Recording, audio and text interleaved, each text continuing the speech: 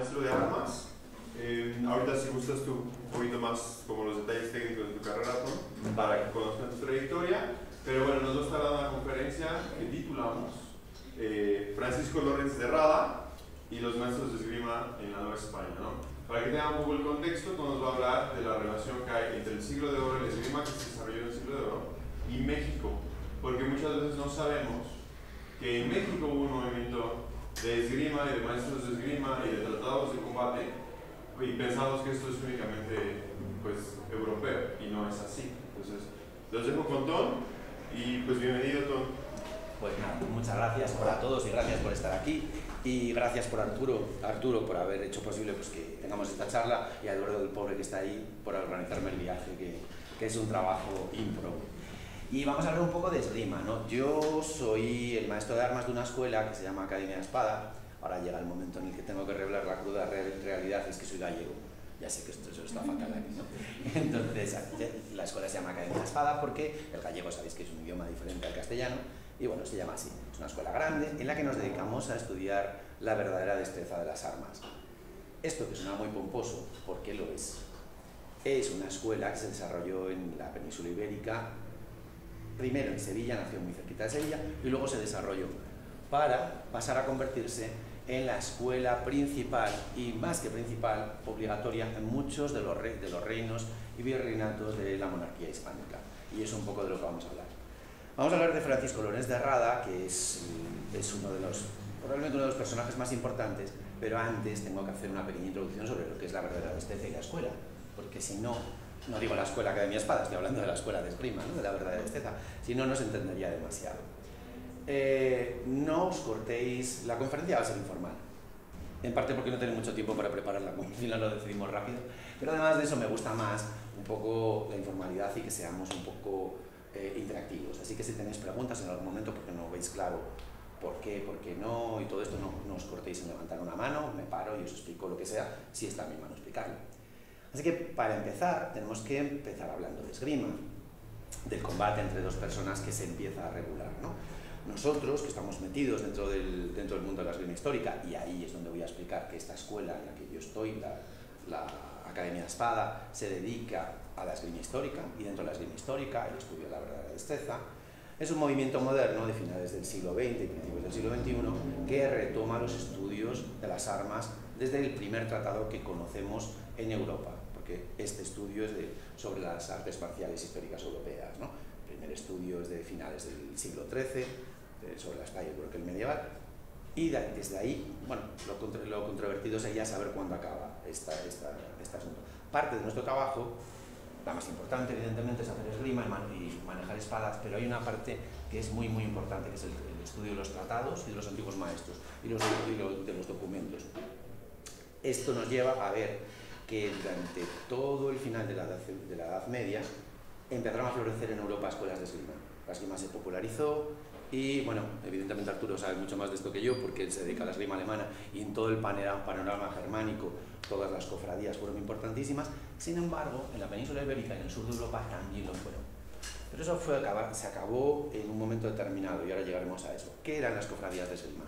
En principio se aprendía esgrima, espadas y otro tipo de armas se practicaban. Se aprendía para autodefensa, pero también de una forma lúdica. Cuando hablamos de la esgrima deportiva hoy por hoy, tenemos que tener en cuenta que en el pasado también hubo una esgrima deportiva, pero con una aplicación diferente a lo que entendemos. Aquí no tenemos armas medievales exactamente, con lo cual no voy a enseñar ninguna, pero las cofradías estaban formadas, pues eso, por grupos de maestros, aprendices y demás, que llegaban a cobrar por su trabajo. Mucha de esta gente, pues siempre, por lo menos en España hay una frase que se dice desde hace centurias, que es más pobre que un maestro de esgrima, pues no es que cobraba mucho dinero. Muchas veces los profesionales de otros oficios, panaderos, albañiles, también eran maestros de esgrima, podían llegar a ello. Sin embargo, en un momento determinado, bajo el reino de los reyes católicos, todo el mundo los conocemos, ¿no? Los reyes católicos, Isabel y Fernando y demás, la reina de Castilla y el rey de Aragón, son unos reyes verdaderamente renacentistas que empiezan a intentar centralizar el poder. Este tipo de cofradías se centralizan bajo una figura que es el maestro mayor, y el maestro mayor es un oficio real. El primero de ellos es a finales del siglo XV y se llama Rodríguez Dorado. Bueno, esto va a continuar y se va a seguir practicando muchas cosas distintas. A mediados del siglo XVI, en 1569, Jerónimo Sánchez de Carranza publica De la filosofía y destreza de las armas. Ese libro, que va a publicar en 1562, perdón, dije que publicaba, pero lo escribe en 1569. En 1582 publica ese libro. Ese libro va a ser importantísimo. Todo el mundo va a volcarse en la figura de Carranza, se va a hacer muy famoso. De hecho, incluso los ingleses, en plena guerra contra España, ridiculizan la figura de Carranza llamándole el fantástico Carranza en algunas obras teatrales. Entonces, bueno, hay que decir quién era Carranza. Carranza era un abogado que estaba al servicio, un hombre al servicio del duque de Medina Sidonia. El duque de Medina Sidonia tenía su corte en Sanlúcar de Barrameda, y Sanlúcar de Barrameda está muy cerca de Sevilla. Y todos sabemos lo que era Sevilla a finales del siglo XVI, ¿no? Un sitio lleno de dinero, de pasta, a tope. ¿Por qué? Porque era la puerta de entrada de todas las mercancías, el oro y todo lo que venía de las Indias y todas las mercancías que se exportaban a las Indias.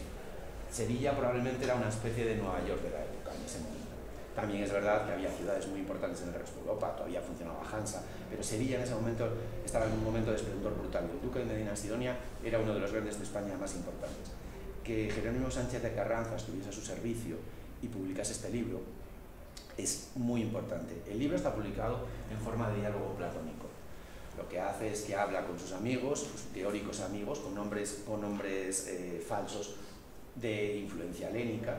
Está en una huerta que se llama la Huerta Merlina, imaginaos un jardín maravilloso, ellos están tirados en los divanes y entonces divagan sobre la esgrima, pero sobre todo es un libro filosófico, y moral, y hablan de cómo debe ser la esgrima, ¿no? Y evidentemente hay una parte aplicada, pero una parte teórica sobre la moral y sobre cómo debemos aplicar la esgrima. Ellos hablan entre sí. Los personajes son personajes muy importantes de la época. Pintores, poetas como Juan de Mallara, que es uno de los ponentes más principales de esto. Ese libro tiene un éxito inmediato, es un libro muy muy complejo, ya os digo que se trata de un diálogo platónico en el que se hacen preguntas, respuestas y demás, muy difícil de leer, vamos, me ha costado horrores acabarlo, porque es muy complicado, pero bueno, tiene partes muy muy interesantes, por supuesto. Y va a tener un éxito brutal, desde que se publica hasta que aparece el segundo hombre importante en este caso, porque Rada va a ser el tercero al final, o quizás el cuarto, por eso no vamos a llegar todavía. El segundo hombre en discordia en este tema se llama Luis Pacheco de Narváez. Es un militar andaluz que sirve en las Islas Canarias, pero tiene amigos en la corte, en la Villa y Corte en Madrid, y consigue llegar allí y se destaca por su habilidad esgrimística y escribe un libro en 1600, se llama Grandezas de la Espada. Luego explicamos por qué la escuela se llama Verdad de este, un par de cosas. Se llama Grandezas de la Espada, en el que trata de una forma un poco más aplicada todo lo que dice Carranza. No es un admirador y un fan de Carranza, entonces habla muy bien. Este hombre tiene amigos y esos amigos consiguen que acabe siendo maestro del rey, pero no maestro mayor.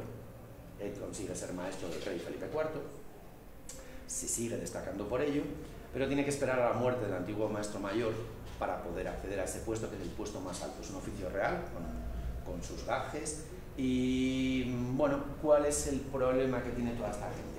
¿Cómo creéis que estaban considerados durante la Edad Media la gente que ejercía oficios? Oficios manuales. Era gente baja. Por tanto, en Pacheco, luego hablaremos un poquito más de la moralidad de Carranza y de la ética y de todo lo que quiere conseguir con eso, pero para Pacheco es importantísimo lo que ya había empezado Carranza a predicar, que es que la destreza, esta nueva escuela que ellos crean, es una escuela científica. Esta escuela científica se basa en el uso de la geometría y de las leyes. Hay un estudio matemático sobre el movimiento que viene desde Camilo Agripa, un italiano que publica en los años 50 del siglo XVI un libro en el que se empieza a hablar de geometría. Carranza lo desarrolla muchísimo más y Pacheco usa esto también y lucha porque sea considerado como una ciencia. ¿Por qué? Porque estás haciendo ciencia, entonces no tienes esa catalogación de clase baja, ¿no? Y consigue llegar a ser maestro mayor. Esa es la parte, digamos, que le afecta por un lado, pero luego está la parte económica. Pacheco quiere obligar a todos los antiguos maestros a que se vuelvan a examinar consigo, con él mismo. Y eso significa dinero. Al final lo consigue, se arruina en el proceso y lo consigue. Pero ¿cuál es el resultado de todo esto? Que a partir de entonces la escuela de la verdadera destreza es obligatoria en todos los reinos hispánicos, reinos y monarquías hispánicas y los virreinatos también. Esto está muy lejos, la Nueva España está muy lejos y el virreinato del Perú está muy lejos y se siguen practicando otras cosas, pero en principio esto es lo que debería hacerse, este tipo de esgrima, este tipo de escuela. Básicamente, para comentaros alguna cosa más sobre la figura de Carranza y la figura de Pacheco, pues nada, Pacheco, Carranza, al ser un hombre al servicio del duque de Medina Sidonia, participa en la invasión de Portugal. Sabéis que el rey don Sebastián se muere en la batalla de Alcázarquivir, eso seguramente que no lo sabéis porque sería lógico que no lo supierais, pero para darle... Os veo muy aburridos, ¿tenéis alguna pregunta o alguna cosa que os extrañe? Porque me estoy poniendo muy solemne, la verdad es que las cosas tampoco van por ahí. Pues os cuento la aventurita de don Sebastián. Sebastián era un rey muy joven, muy influido por los jesuitas y estaba obsesionado por la cruzada. Ahí las lenguas dicen que el pobre estaba un poco para allá. Y se le ocurre hacer una cruzada en Marruecos. Además, un rey de Marruecos, y aquí es donde entran las incongruencias, un rey de Marruecos es depuesto por su tío, el maluco, y entonces va a pedir ayuda a la corte de Lisboa. Con lo cual Sebastián arma un ejército, se va para allá. Lo comenta con Felipe II. Felipe II, hay una crónica de Hans de Hebenhüller, el embajador del Sacro Romano Imperio Germánico, en todo ese tema, y ahí, bueno, lo cuenta mucha más gente, pero yo lo he leído por Hebenhüller, ¿no? Tienen un encuentro en un castillo cerca de la frontera y Hebenhüller dice que, y aunque el rey intentó disuadir a su impetuoso sobrino de que no cometiese tal cosa, tal hombre no podía, tal. Hay romances dedicados a Sebastián, el lusitano, que es muy famoso. Entonces van allí y luchan en la batalla de Alcázarquivir, el Castle el Quebir, ¿no? El castillo grande, donde es la batalla de los tres reyes porque los tres se mueren allí, adiós. En la impetuosidad de las tropas de Sebastián, mete la pata hasta el fondo, Sebastián, como un caballero al frente de sus tropas, desaparece, no se vuelve a saber nada más de él. Los otros dos se mueren porque el rey depuesto envenena a distancia al maluco, el pobre maluco muere allí, el tío envenenado, pero consiguen ganar la guerra. El que viene después, el sucesor del maluco, se le va a llamar el Rey Dorado, porque con toda la cantidad de nobles portugueses y algunos españoles que participan y los rescates que cobra, parece ser que se vuelve de oro y a partir de ahí está considerado como el Dorado. Lo divertido, bueno, divertido depende como lo miréis, es que el rey Sebastián desaparece y unos años después aparecen sebastiaos en todos lados, por todas partes de España. El más famoso de ellos es el pastelero de Madrigal, y ahí esta es una parte importante. Imaginaos a alguien que dice, no, que yo soy Sebastián, y que evidentemente no lo crees, porque han pasado 10 años. Pero al pastelero de Madrigal, que era un pastelero que trabajaba en Madrigal, en Castilla, a eso lo meten preso y desaparece. O sea, que lo mismo... ¿Sabéis lo que quiero decir, no? Con esto. Bueno, seguimos un poco entonces en el tema de Pacheco. Pacheco sí que consigue eso. La esgrima ya había venido evidentemente con los conquistadores.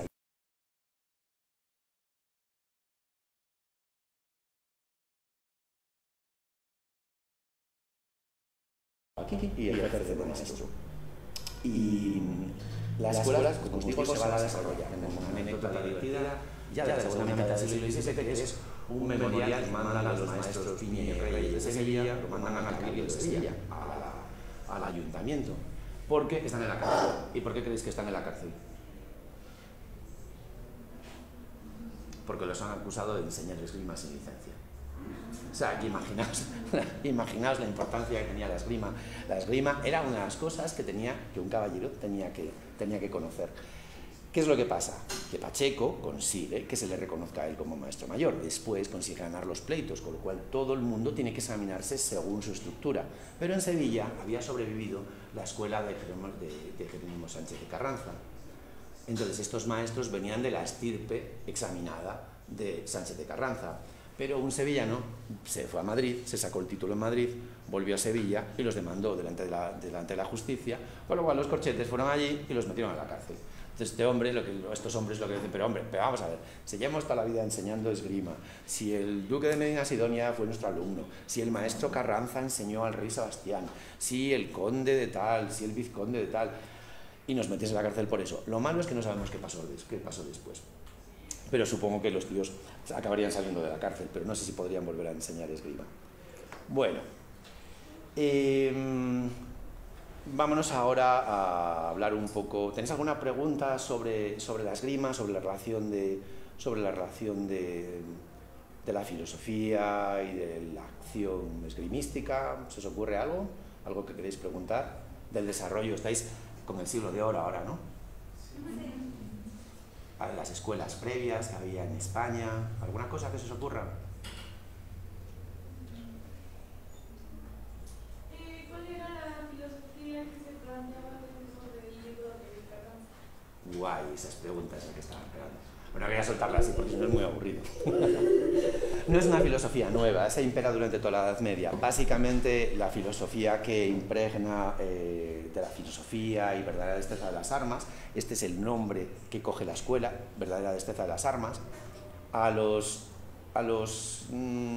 pobladores del siglo XVI no les gustaba el término esgrima, no les gustaba. Para ellos esgrima era o bien la competición deportiva, que para este tipo de gente era, no, estamos hablando del uso de las armas verdadero y real y no de juegos tontos, ¿no?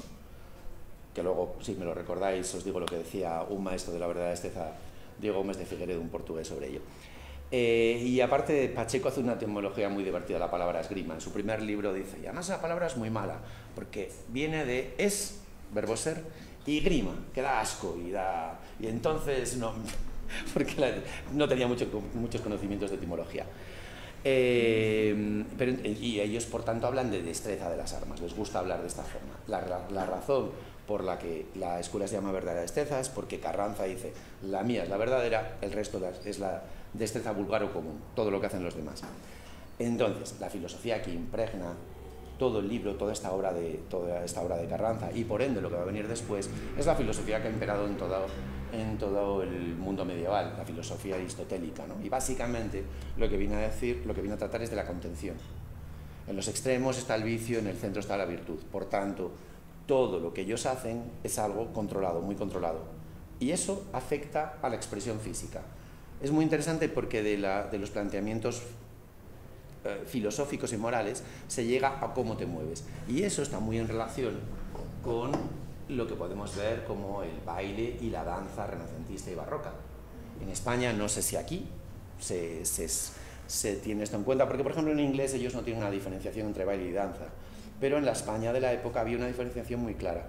La danza era la danza cortesana, el baile era el baile popular. En la danza cortesana los movimientos eran controlados, eran unos movimientos en los que los brazos no se levantaban demasiado. En el baile popular las cosas se iban más allá. Como siempre, la contención, el control de las... Y eso lo podéis ver aplicado también en la pintura. El Greco es el máximo exponente de ello, ¿no? Pero todos los pintores de la época, en determinados, sobre todo en retratos cortesanos, siempre buscan el tema de la contención, de las manos colocadas, las posiciones simbólicas. Todo esto es muy importante y tiene mucho que ver con todo esto. Y este libro está impregnado de ello. No sé si te he respondido. Sí. Vale. Sí. Ya que has tocado el tema, ¿cuál dirías que es la relación de la danza y la esgrima específicamente dentro de la destreza? Primero, la danza durante toda la Edad Media también, quiero decir, previamente, la danza es uno de los ejercicios que se recomiendan, ¿no? Correr, saltar, tirar la barra, eso es lo típico que se recomienda siempre, y la danza también. Pero más allá de la destreza por supuesto que también, ahora lo hablamos específicamente de la destreza, pero en general, con la idea de la esgrima y demás, la danza siempre ha sido tenida en cuenta, porque la danza da fuerza, da equilibrio y da soltura en los movimientos.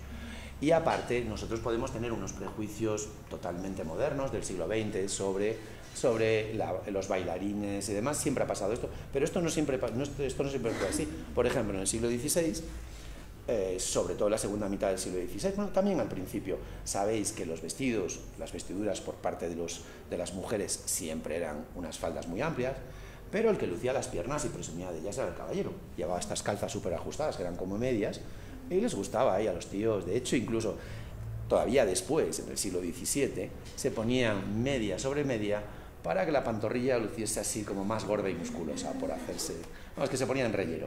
Y una de las cosas que era muy valorada dentro de todos estos bailes cortesanos, por ejemplo, ¿sabéis lo que es la volta?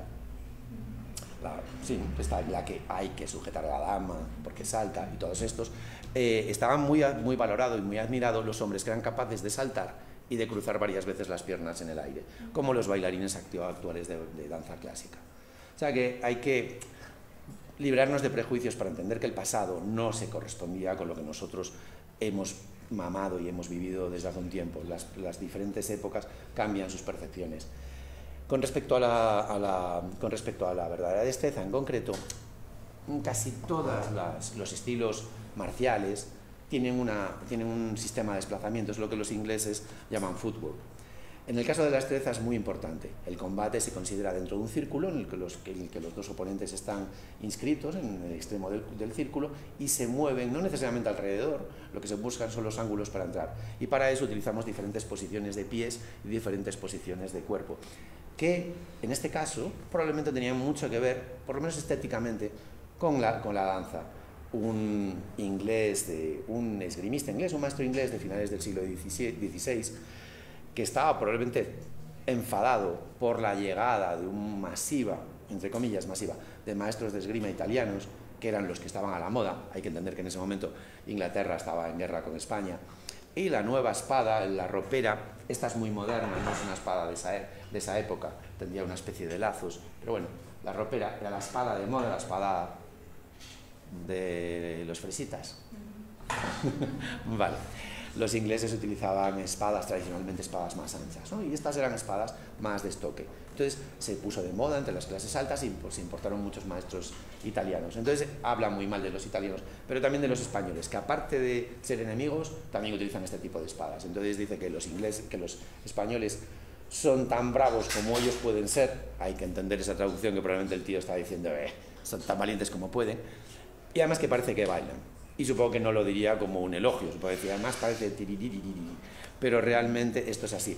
Hay otra cosa interesante, que hay un tratado de danza, es un alumno, no es un maestro, se llama Manuel Esquivel, que publica en 1642, si no recuerdo mal, en la ciudad de Sevilla, en la que habla de que su maestro es muy bueno, pero como no escribe, pues escribo yo. Entonces él cuenta muchas partes, habla de la danza, habla de sus diferentes partes, de los rituales dentro de la danza, y establece un paralelismo entre el dictamen, por ejemplo, los danzarines experimentados y antiguos, se les llama diestros, al igual que a los esgrimistas. Hay todavía más casualidades, ¿no? Por ejemplo, cómo se entra en la sala de armas o en la sala de danza, que es lo que se hace, el que se espera, el que no se espera, pero lo más importante y lo más interesante es que el nombre de los compases son los pasos, los desplazamientos son similares.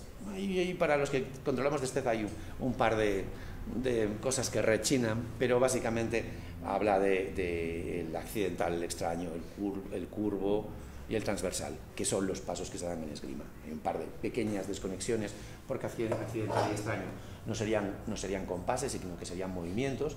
Violento también, habla del violento, pero probablemente violento es el movimiento que sube. Probablemente los violentos en este caso sea porque definen los saltos que se dan durante la danza, pero no lo sabemos porque no tenemos más. Así que sí, ahí hay una correlación muy importante. Al final, la estética y la ética van de la mano, y una sociedad también se demuestra, bueno, las sociedades en las que están tan globalizadas y tenemos tantas estéticas diferentes y tal, pero unas sociedades un poquito más controladas, pues no. Pero bueno, si tenéis... Sí, vale. ¿Qué tan popular fue en la Nueva España la práctica del esgrima? Vamos un poquito ahora a eso porque vamos a hablar de Lores de Rada. La Nueva España fue inmensa, evidentemente lo sabéis bastante mejor que yo, entonces tenemos un par de anécdotas, ¿no? Porque se controlaba todavía de Filipinas, venían filipinos a examinarse aquí, pues está la capital, bueno, aquí al lado, entonces venían a examinarse. Desde el principio, esto de viajar y tener la mente cansada hace que se me pongan lagunas, y entonces estaba pensando en el nombre del maestro que mandó a su hijo aquí, y no me sale, el que publicó en 1621, Francisco Román. Francisco Román mandó a su hijo a la Nueva España y dio clases de esgrima aquí, así que desde el principio piensa que Francisco Román publicó su libro en 1521 Y ahora mismo no te puedo dar el dato de la fecha en que su hijo viajó aquí, que está en la Casa de Contratación de Indias. Hay por ahí algún estudio muy bueno de uno de mis colegas de España, de Sevilla, que es Juan Gilmaín, que sí ha hecho un estudio sobre Francisco Román, de hecho su sala de esgrima se llamaba así, y creo que en su estudio también aparecen datos sobre el hijo de Francisco Román, que creo que se llamaba igual. Pero ponte que si escribió en 1521, este hombre, su hijo debe venir aquí pues en esos años, en los 30 o como muchísimo en los 40, probablemente más tarde, ¿no? O sea que ya también sabemos que en diferentes partes de lo que es la América hispana había salas de esgrima desde el principio, desde el principísimo, y algunas divertidas. Quiere decir que a esta sala van los aragoneses y los catalanes, y a esta van los gallegos y los castellanos, y cuando se encuentran se pegan de piñas porque se llevan fatal. Entonces esas cosas pasaban, ¿no? Podríamos hablar de muchas cosas, Sí, perdón. Sí, ¿consideras muy complejo entender comprender la geometría o la técnica de la verdadera destreza? O sea, sí. La misma complejidad a través de un albañil o un ingeniero, ¿Qué pregunta? Y es que yo, como soy un manazas, considero la albañilería algo imposible para mí, así que de responder a eso. Bueno, sería interesante ver un poco, dentro de los que más o menos saben algo de la destreza y de esgrima antigua, consideran la escuela para fresitas.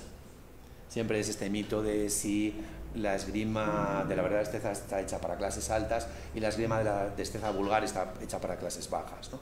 En principio, tengo que responder a la gallega, depende. Entonces, sí y no. No es verdad que la verdad está... ¿Qué es lo que quería hacer Carranza cuando crea esto? El libro de Carranza es más un libro para un samurái que un manual de esgrima. Y cuando digo para un samurái es porque si digo un samurái, todo el mundo se imagina al tío meditando allí debajo de la cascada y estas cosas, ¿no? Claro, pensad que un hidalgo español, al igual que un gentilhomo italiano y toda esta gente, eran gente de la baja nobleza, pero nobleza al fin. Con lo cual se les atribuía, o digamos que el espejo en el que se tenían que mirar era una serie de virtudes, que luego ya sabemos todos, porque esa sociedad era como esta, era como todas las sociedades, se propone un modelo moral, pero luego la gente hace lo que sea, pero sí, siempre hay un modelo moral a seguir. Entonces, no es que Jerónimo Sánchez de Carranza esté escribiendo para nobles, está escribiendo para ennoblecer el espíritu humano. O sea, él está proponiendo una esgrima segura que podemos ejercer para defendernos a nosotros mismos. De hecho, hay un movimiento que es el más valorado por parte de la escuela, que es un movimiento en el que desarmo a mi adversario y quedo en potencia de matarle, porque la destreza es la ciencia de poder matar a tu adversario, pero no de hacerlo. Entonces, si yo puedo matar a mi adversario, entonces derroto a mi adversario, no tengo por qué matarlo, porque lo peor que puedo hacer es matar a un hombre. Y lo único que es peor que esto es que ese hombre me mata a mí. La defensa propia es importante. Después, por supuesto, estamos hablando del siglo XVI, la defensa de la nación, de la república. Sabéis que la república, cuando lees en los textos y en los tratados, la república, cuando Quevedo, cuando cualquiera de los autores hablan de la república, no están hablando de lo que entendemos hoy por república. La república es la cosa pública, lo que nos afecta a todos, pero es una monarquía. Si hoy decimos república, es adiós al rey. Pero en ese momento, cuando alguno de estos autores habla de la república, está hablando de eso. Entonces, habla de defender a la república y al rey y defender la religión. Siempre digo esto porque, y incido mucho en esto, porque me parece una estupidez el análisis idiota de pensar en el fanatismo. El fanatismo siempre ha existido, sigue existiendo ahora y siempre existirá, pero todas estas cosas marcaban el desarrollo político y el desarrollo social. Nos identificamos con esto, somos esto. Esto nos da una estructura moral y social. Por lo tanto, es normal que hablen de religión. Y también es más normal cuando luego tienen que pasar la licencia de las autoridades, y la Iglesia es una de esas autoridades, ¿no? Entonces, lo que intenta es elevar el alma humana. Y para ello utiliza las nuevas corrientes que sobre todo vienen de Italia. Digo sobre todo porque tenemos una serie de mitos constantes en que esto se crea aquí y los demás no sabían, ¿no? En Norte de Europa eran bárbaros, pero los italianos son capaces de crear esto. Los italianos son increíbles, lo que crearon fue brutal, pero en toda Europa la Edad Media no fue un periodo oscuro, la Edad Media fue un periodo muy brillante en el que se estudiaron matemáticas, leyes y muchas otras cosas, ciencias desde luego, ¿no? Entonces, todo esto surge, probablemente viene muy influido por, como decía antes, el libro de Agripa, y lo desarrolla a través de una forma geométrica y matemática.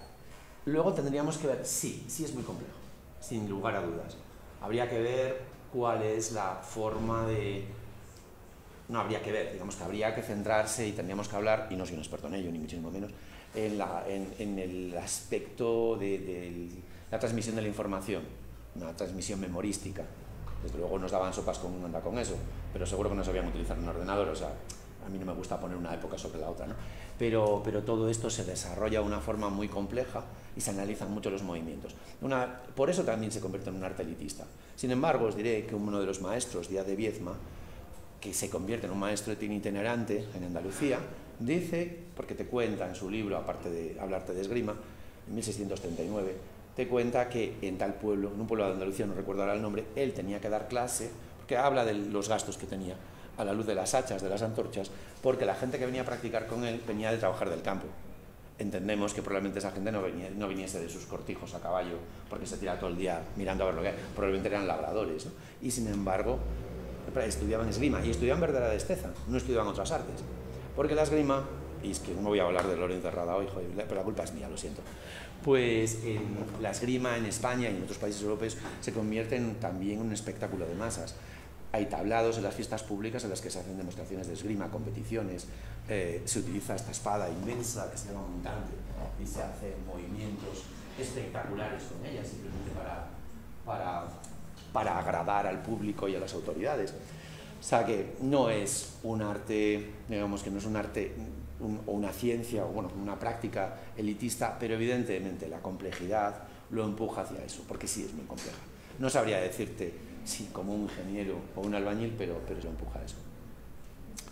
Bueno, sí. Y sería principalmente en duelos, ¿no? No en campo. Sí, por supuesto, estamos hablando de esgrima civil. Eso, a veces, al movernos ¿cómo se llama? En círculos esgrimísticos, todo el mundo asume esto, ¿no? Y entonces, claro, me olvidé decirlo así, es esgrima civil para la autodefensa, no se trata de una esgrima. Sí, como decías, la República y bueno. Sí, porque, buena observación, porque ellos siempre están diciendo que esto es bueno para defender a la República, taca, pero todos sabemos que no vamos a sacar una ropera en un campo de batalla y ponernos con que está delante a hacer estas cosas, porque es que no. No, normalmente hay libros de instrucción modernos para el uso de determinadas armas blancas. Cuando hablo de modernos hablo del siglo XIX, cosas muy básicas que pueden servir en determinados sitios, pero normalmente los libros de esgrima de lo que están hablando es del enfrentamiento de uno contra uno. O no te puedes decir, te atacan varios, pues entonces tienes que hacer esto, pero no es para un campo de batalla. Pero también tenemos que pensar en la mítica de todos estos maestros de esgrima, ¿no? Si Carranza, que bueno, llamarle maestro es complicado porque no se dedicaba profesionalmente a esto, ni muchísimo menos. Carranza, pues claro, ¿qué va a decir? No, y esto es bueno para la defensa de la República. Entonces, bueno, ¿queréis que nos metamos con el pobre Francisco Lorenz de Rada? Tiene un tema, un final sorprendente, ¿vale? Si me olvido decíroslo, recordádmelo. Vale, Francisco Lorenz de Rada, y aquí sí que voy a mirar unas cuantas notas. Por cierto, mañana es el aniversario del bautizo de Lorenz de Rada, porque hoy es 16, ¿no? Sí, pues mañana es 17. Se le bautizó en la Villa de Laredo en 1660. ¿El qué? Sí, mañana abriremos por. Muy bien. Entonces, simplemente para poneros en contexto, Rada nace en la Villa de Laredo, que es una de las 4 villas que se consideran así en el norte de España, cerquita del País Vasco, muy cerca de Francia. Esto se ha considerado siempre, el norte de España está formado por, olvidados de Cataluña, estamos hablando de la parte atlántica, está formado en su extremo más occidental por Galicia, donde vengo yo, luego una zona muy montañosa que es Asturias, otra zona justo al lado que es muy montañosa que es Cantabria, y que siempre se ha considerado Cantabria como la ventana de Castilla al mar, porque aunque es muy montañosa hay buenos accesos, y luego ya por Euskadi, por el País Vasco. Las 3 zonas, sobre todo Euskadi y Galicia, siempre han tenido una cultura bastante más diferente, Asturias también, pero Cantabria se comunicaba bastante. Nace en una familia de hidalgos, que es decir, nace con posibles, ¿no? Y muy joven ya se convierte llega a ser soldado, nace en el 60, con 22 años es soldado en el tercio del maestro de campo Pedro Fernández de Navarrete, y poco después, muy poquito después, 8 años después, a los 30 años, se convierte en capitán de infantería de una de las compañías de la Capitana Real, en una flota. Que era una flota, bueno, en todo esto no os voy a aburrir después de todo lo que he dicho, no os voy a aburrir con todo el periplo, la flota, que se invernó aquí, hizo aguas allá, pasó una temporadita en mi ciudad, en Coruña, y luego se fue para aquí, para allá. Tuvo un nombramiento muy poco después, en 1694, debía ser un hombre muy capacitado para muchas cosas, y luego os diré por qué. Porque tuvo un nombramiento, después de haber sido nombrado capitán, fue nombrado maestre de campo en el 94, y había nacido en el 60. O sea que con 34 años es maestre de campo. Aquí podríamos decir, bueno, sí, también puede ser, como pasa en todas este tipo de sociedades, que el tema de la familia le impulse. Probablemente sí, pero es que cuando se hable del libro, el libro es probablemente el libro más detallado en la descripción de la esgrima que se haya escrito jamás, por lo menos el que yo conozco. Iba a decir que es increíble, pero también puedo decir que es demencial, porque es terrible, ¿no? Tiene otras misiones, viaja mucho porque es un capitán de infantería de marina, viaja mucho, pues, resguardo de flotas y galeones, va por los presidios de África. ¿Sabéis lo que eran los presidios en África?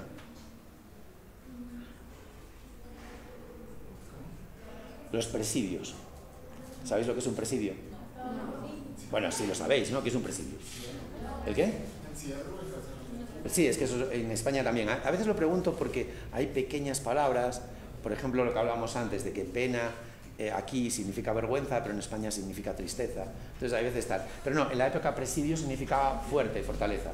Entonces, los presidios africanos eran pequeñas fortalezas que había en el norte de África para controlar los ataques berberiscos y tocarle un poco las narices al gran turco y esas cosas. Está en el Golfo de Narbona, vive en Italia durante un tiempo, y por eso nos habla de la esgrima italiana, porque la conoce, y escribe en 1695 su primer libro. En realidad escribe dos, escribe Respuesta filosófica matemática y escribe El Crisol. Son los dos primeros libros que escribe, ¿no? Y los dos supongo que los escribiría antes y los publicaría los dos en 1595, pero es que es un tío, tiene 35 años. Esos libros están bien, no es como Nobleza de la Espada, de los que os hablaré después, están bien, tiene mucho de su parte teórica, pero es a los 35 años, o sea que ha hecho muchas cosas en ese momento. Y en 1694 se le nombra corregidor y gobernador de armas y teniente capitán de Veracruz. En 1694, corregidor, gobernador de las armas y teniente de capitán general de Veracruz. Toma posesión en 1695, en lo que se prepara la flota, viaja y se va y consigue llegar a la Nueva España, ¿no? Bueno, escribe en 1702 otro libro más que se llama Prontuario. Tampoco es muy importante esto, ¿no? Pero es para que veáis la producción literaria. En 1700 había renunciado a los cargos porque se iba a dedicar a otras cosas, ¿no? Tiene otros nuevos nombramientos. Escribe el Prontuario. Prontuario es el nombre. Sabéis que los libros y los tratados del siglo XVI y XVII siempre tenían unos nombres kilométricos. De la filosofía y destreza de las armas y respuesta a la verdadera, bla, bla, bla, bla. Muy largo, el Prontuario es un nombre corto. En 1702, ahora vamos con otra anécdota interesante. En 1702 vuelve desde México a España y la flota de las Indias llega a un puerto del norte, a la ciudad de Vigo, que es una ciudad que está en Galicia, en el sur de Galicia. Pero allí estamos en plenas hostilidades con franceses y con ingleses, atacan la flota, que es una de las pocas flotas que se hunde, porque muy pocas flotas de India se perdieron en el transcurso, muy poquitas. Hubo barcos que se perdieron, pero claro, la cantidad de bienes que transportaba cada uno de esos galeones podía hacer rico al pirata que lo pudiera apresar para toda la vida. Pero se pierden pocas. Esta es una de las pocas que se pierden. Rada desembarca y se hace cargo de las baterías de costa de defensa, y al pobre hombre se le pierde un libro ahí, que lo dice. Y yo tenía un libro y tal, que se me perdió, que lo iba a publicar. Pero bueno, ya no lo voy a repetir, ya esto ya no va más. Hay una anécdota divertida aquí, y es que Rande, esa zona de Vigo, Rande sale en un libro de Julio Verne. ¿A que no sabéis cuál? En 20.000 leguas de viaje submarino, porque el capitán Nemo va allí a recuperar el oro que se ha perdido de la flota y lo recupera, que es otra de las fuentes de ingresos de este hombre. Sí, bueno, es una chorrada, pero es divertido, ¿no?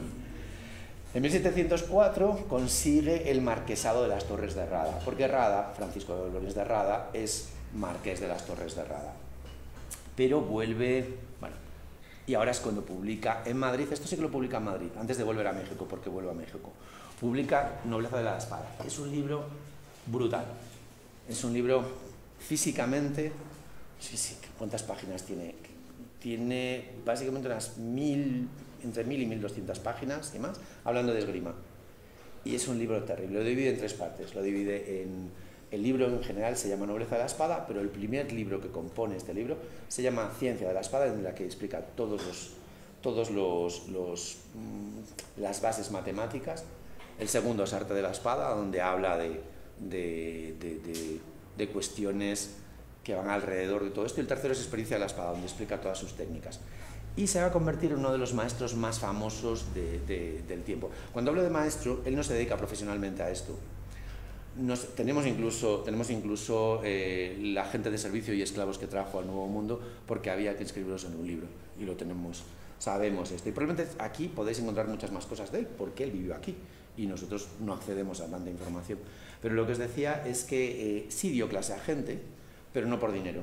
Ya, en este caso, claro, vuelve a México porque en 1706 se le nombra a ser canciller mayor de las Reales Audiencias, puesto judicial, y luego es registrador perpetuo de los reinos de Nueva España. ¿Y sabes lo que es un registrador? O sea, el oficio de notario da mucha pasta, mucha. Pues el de registrador más. O sea, que amasa una fortuna brutal. La fortuna que amasa Rada es muy, muy grande. Se casa, pero no tiene descendencia. Así, son 4 apuntes y luego hablamos un poquito de todo esto. Se casa, pero no tiene descendencia. Sigue publicando, eso sí que es interesante, sigue publicando en 1712 en México, publica un libro que es una respuesta a la carta que le ha mandado un maestro creo que de Cuzco, en el que le dice que, oye, que hay una destreza, que un sistema de esgrima que utilizamos aquí, que según lo que tú dices tú, que lo que dices tú, el nuestro es mejor. Y entonces él le responde a esa carta privada, escribe un tratado y le responde en público, que sería como si tuviéramos una discusión en internet, ¿sabes? Pero que tarda años en llegar. Entonces, el tío, de hecho, es divertido, ¿no? Porque el tío es ilustrador, es defensa de la destreza de las armas y respuesta dada por el maestre de campo Francisco Dolores de Rada, caballero de tal, a la carta apologética que le escribió Diego Rodríguez de Guzmán, graduado de maestro de esgrima en la Universidad del Engaño. Y a partir de ahí le empieza a meter caña. Dice, sí, muy bien todo esto, porque estas discusiones iban de esta forma. Pero se convierte en un personaje muy, muy importante en México, en la Nueva España, vamos, porque sí, es una persona muy influyente dentro del mundo de la esgrima. Como os decía antes, y eso sí que es interesante y sale un poquito de Rada, teníamos un maestro mayor en Castilla, que probablemente es el maestro mayor más importante de todos ellos, pero no solo hay maestro mayor en Castilla, lo hay en Aragón, lo hay en Navarra y lo hay en el Virreinato de la Nueva España. Quiero decir, hay una cabeza, no es que todo se dicte desde allá, sino que aquí había un maestro mayor. Intuimos que probablemente el maestro mayor más importante sea el de Castilla, y digo que lo intuimos porque se sigue practicando la verdadera destreza en todo, como se dijo en Castilla, pero no lo tenemos claro que hubiese órdenes que se dicen desde allí para aquí, o que los maestros mayores de aquí, o de Aragón, o de Navarra, o del Virreinato del Perú, pidieran permiso para hacer cosas. Probablemente no, probablemente eran bastante independientes, aunque una línea central se mandase desde allá. Bueno, Rada muere en 1713. Muere sin descendencia, su mujer, Gertrudis de la Peña, se vuelve a casar, pero tampoco tiene descendencia, y entonces esa herencia enorme que tenían ellos dos pasa al Fondo Piadoso de las Californias, que supongo no sabéis lo que era eso. Está a manos de los jesuitas para evangelizar las Californias. Y es una fortuna inmensa. Y se va a California. Lo que pasa es que unos años después, los reyes, las coronas de España, Castilla, Aragón y Portugal deciden decirle a los jesuitas goodbye, porque los jesuitas eran un arma política muy fuerte. Y no sé si habéis visto La Misión, en algún momento una película, digamos que tenían sus propios intereses y tenían grandes territorios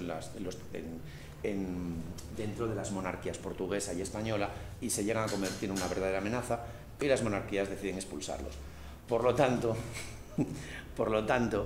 es que me río porque, por lo tanto, ese dinero pasa a ser administrado por los jesuitas, por los franciscanos y dominicos, pero sobre todo franciscanos.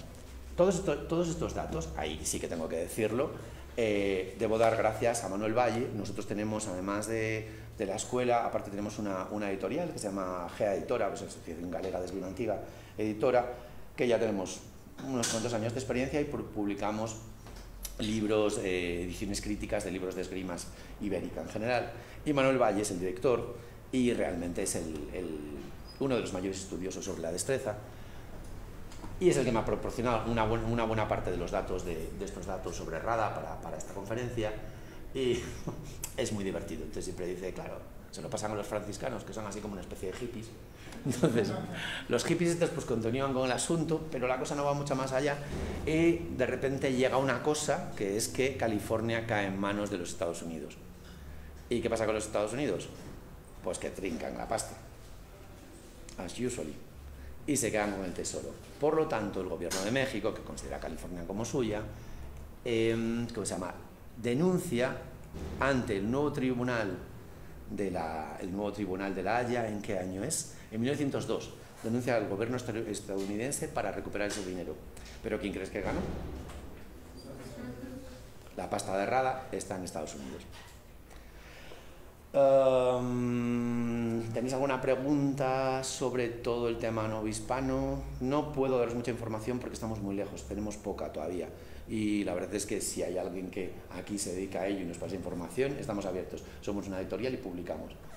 Pero sí que ya sabéis, si queréis dedicaros a la investigación, perfecto.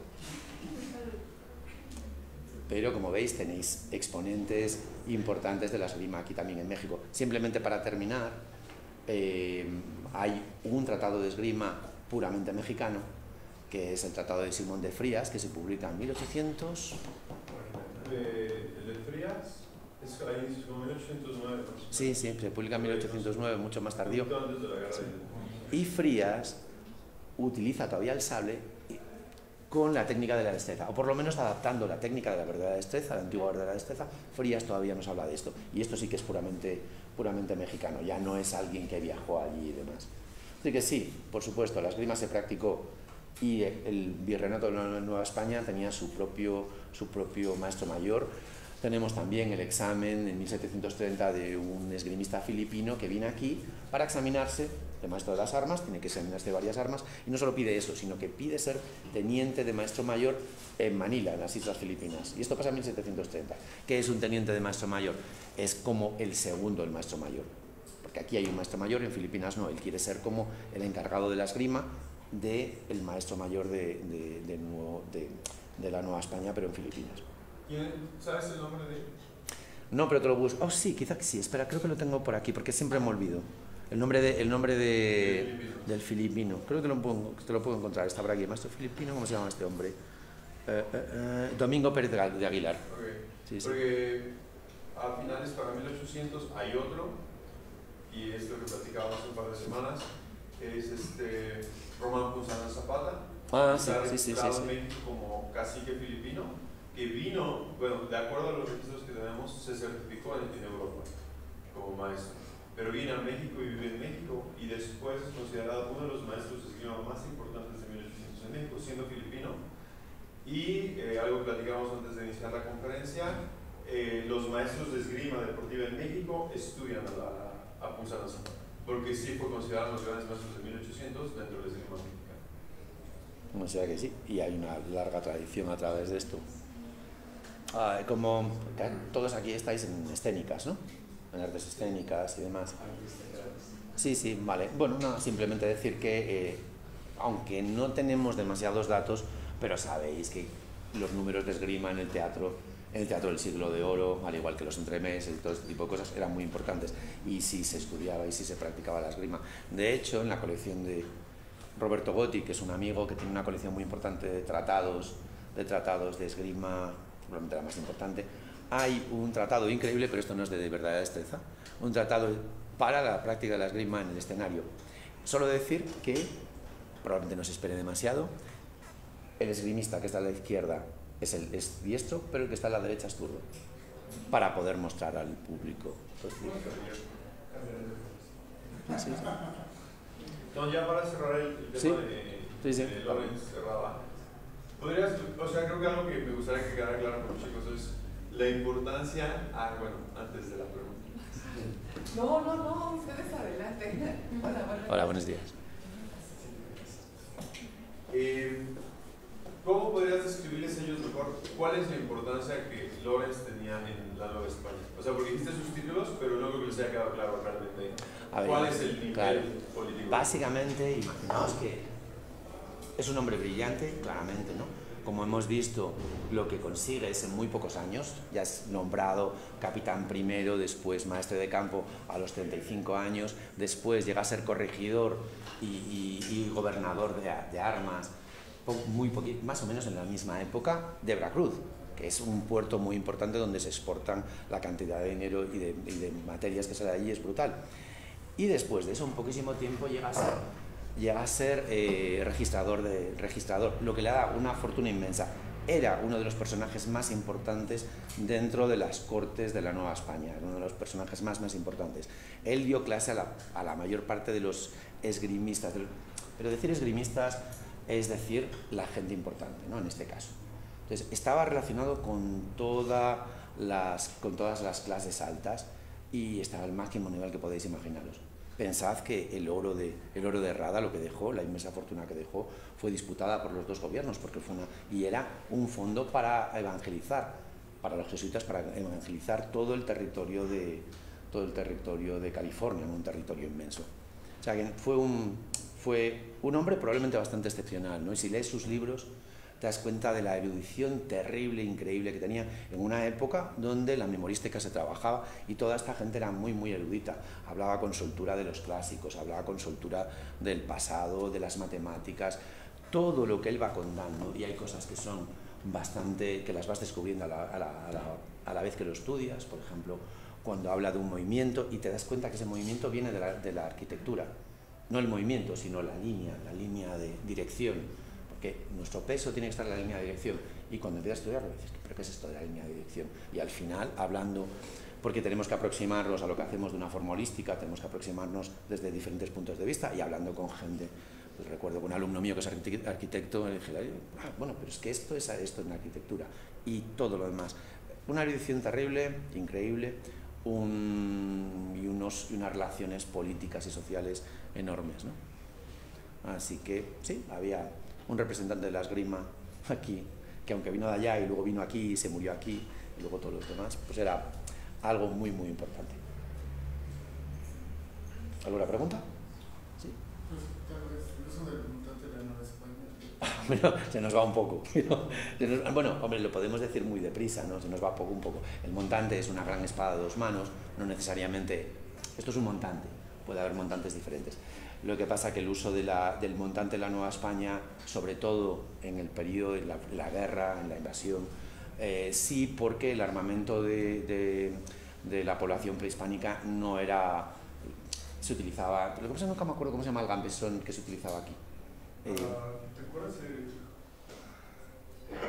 me va el nombre, bueno, mexicas, toda la población utilizaba algunas armas concretas y determinadas, pero como no tenían el poder de penetración de las armas europeas, se utilizaba algo que también se utilizaba en Europa mucho, que se llama gamesón, es una especie de abrigo reforzado.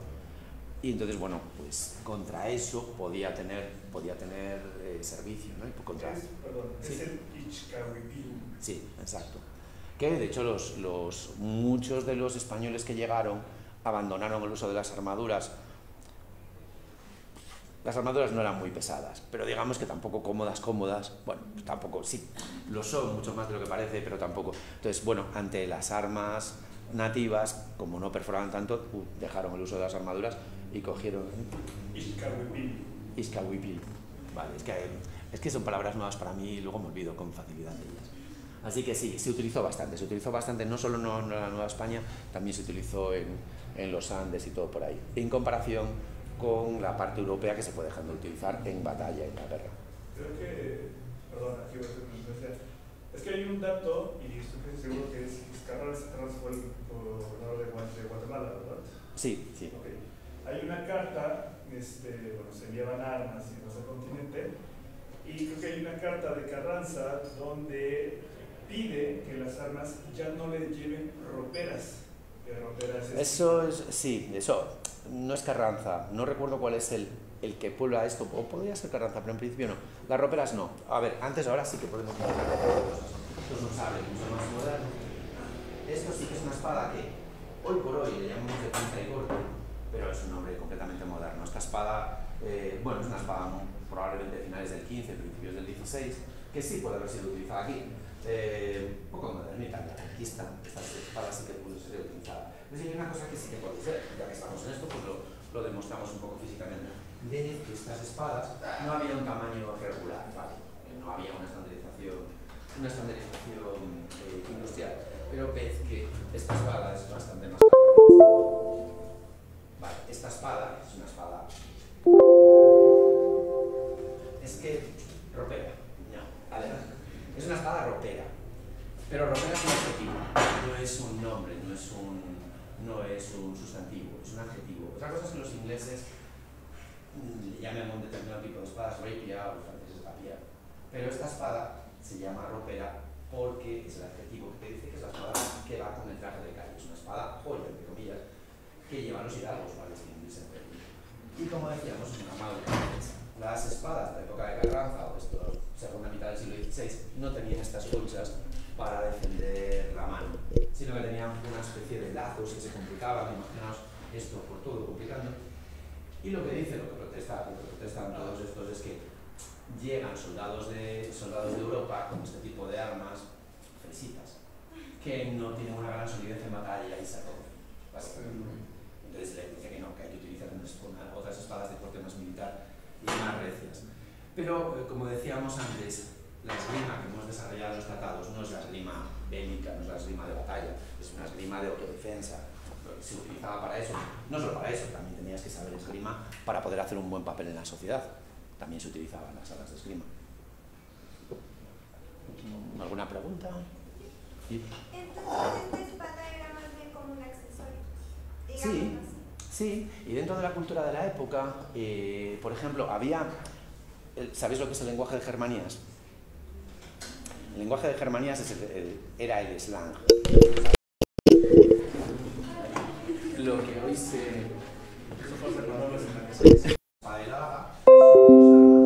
que se convertían en el símbolo de Hidalgo, se llevaban. Todo el mundo tiene una imagen del samurái, ¿no?, en la cabeza. Y yo tengo la imagen del samurái llevando el daisho. El daisho es un nombre que define la katana, el tachi y el wakizashi. Y ese es el símbolo del samurái.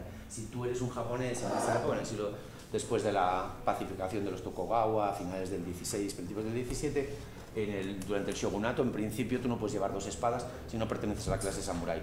Si tienes que defenderte, a lo mejor puedes llevar una, pero dos no, porque es símbolo de... Estas eran el símbolo del hidalgo y el símbolo del gentilhumo. Lo único que, con eso no me quiero liar, las leyes cambiaron a través del tiempo, pero en general siempre era un símbolo de estatus.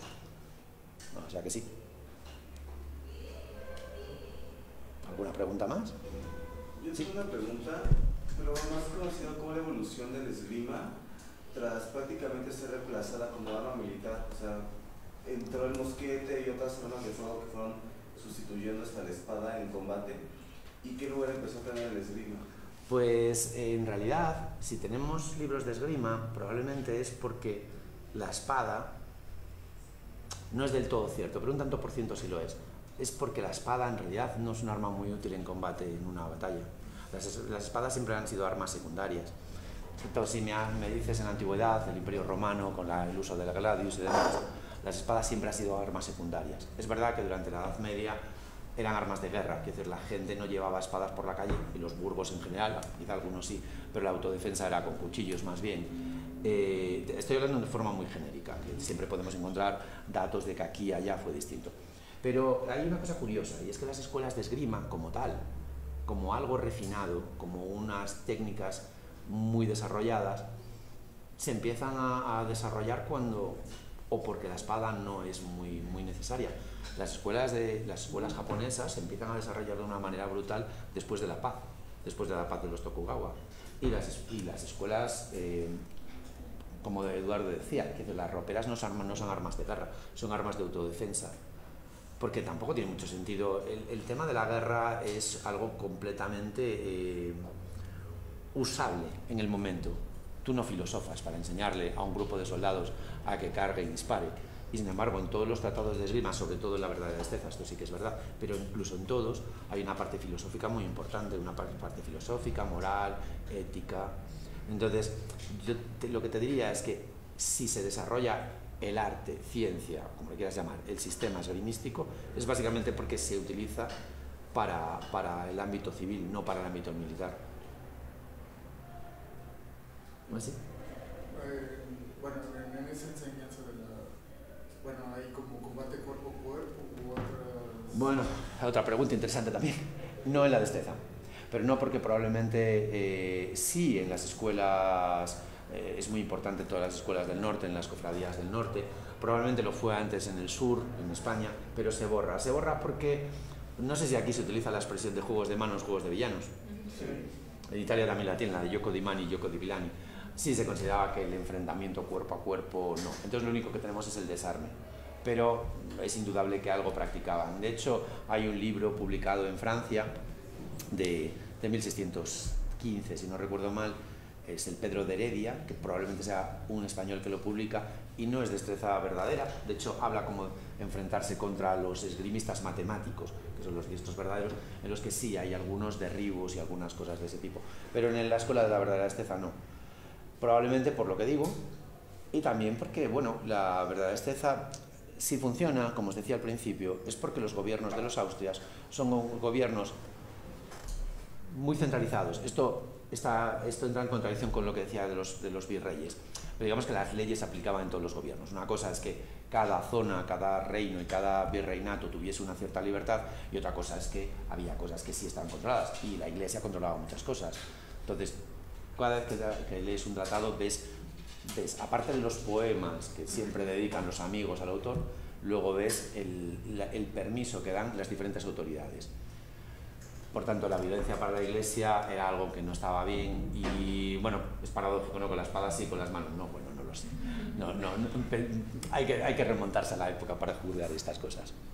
Y que, digo, hay una tradición ibérica de lucha cuerpo a cuerpo, porque Pietro Monte, que sea Pedro del Monte, que es amigo personal de la reina Isabel, tiene un tratado muy extenso hablando específicamente de los movimientos de la lucha, y como pasa incluso con los filipinos, toda la terminología, a pesar de que él escribe, yo creo que pretende escribirlo en latín y después en italiano, bueno, sí.